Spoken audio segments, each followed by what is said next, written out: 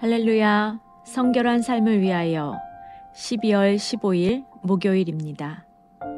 오늘 함께 묵상하실 하나님의 말씀은 이사야 49장 14절에서 26절 말씀입니다. 여인이 어찌 그 젖먹는 자식을 잊겠으며 자기 태에서 난 아들을 긍휼히 여기지 않겠느냐. 그들은 혹시 잊을지라도 나는 너를 잊지 아니할 것이라. 아멘. 나는 너를 잊지 아니할 것이라 란 제목으로 함께 은혜 나누겠습니다. 고난의 끝이 보이지 않을 때 우리는 하나님께서 나를 버리신 것은 아닐까라고 생각합니다. 우리는 하나님의 은혜를 기뻐하다가도 하는 일이 잘 되지 않으면 쉽게 실망하고 원망합니다. 하나님이 이스라엘에게 구원과 회복의 메시지를 선포하셨지만 고난 중에 있는 그들이 회복의 메시지를 듣고 기다리는 그 믿음의 여정이란 쉽지 않은 일입니다. 아이를 잃고 편안하게 지낼 어머니는 세상 어디에도 없습니다. 어머니는 자녀의 아픔과 고통을 자신의 아픔과 고통으로 여깁니다. 하나님은 어머니가 자식을 기억하듯 자신의 백성을 잊지 않고 백성의 아픔과 고통을 안타깝게 여기십니다. 설령 어머니가 자식을 잊어버리는 일이 있을지라도 하나님은 절대 그렇지 않다고 말씀하시므로 백성에 대한 하나님의 사랑이 자식을 향한 어머니의 사랑보다 훨씬 더 크다는 것을 강조하십니다.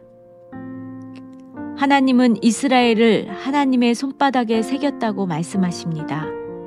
손바닥은 우리가 자주 들여다보는 신체 중에 하나입니다. 그만큼 하나님의 백성을 가까이 두시겠다는 말씀입니다. 하나님은 자기 백성을 위로하시며 보호하시며 회복시키십니다. 이러한 사실을 이스라엘에게 반복해 말씀하시며 다시금 약속을 확증하셨습니다. 하나님의 보호 아래 바벨론으로 잡혀갔던 자들이 돌아오게 될 것이며 성전과 성벽이 재건될 것입니다. 하나님은 이스라엘 백성들을 대적하는 자의 손에서 건져내시고 억압하던 자들을 멸망시키실 것을 강조하십니다.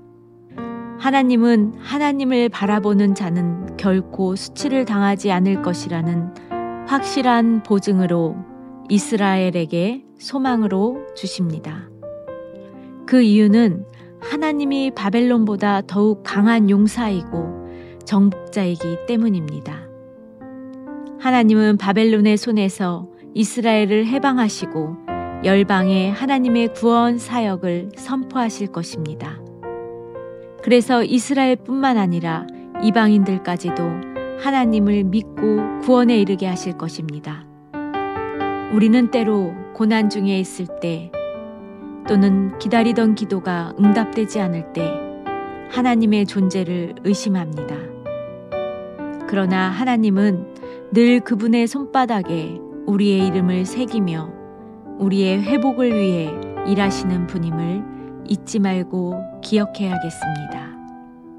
기도드리겠습니다. 자녀된 저희들을 위로하시고 보호하시며 회복시키시는 하나님, 고난 중에 있을지라도 하나님을 끝까지 신뢰하게 하옵소서. 예수님의 이름으로 기도드립니다. 아멘.